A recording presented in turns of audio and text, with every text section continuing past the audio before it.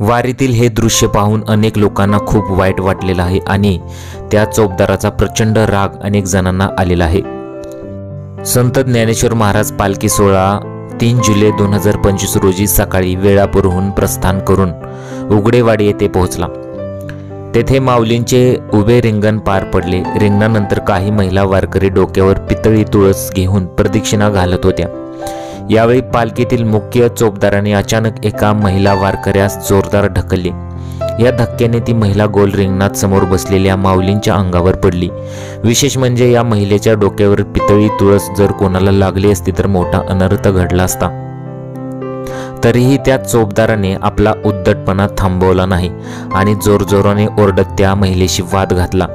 Viral व्हिडिओवरती अनेक लोकांनी संतप्त प्रतिक्रिया व्यक्त केलेल्या आहेत। अनेकांनी माऊलींच्या पालखीत अशी वागणूक ही शिकवण विसरले का असा सवाल उपस्थित केलेला आहे।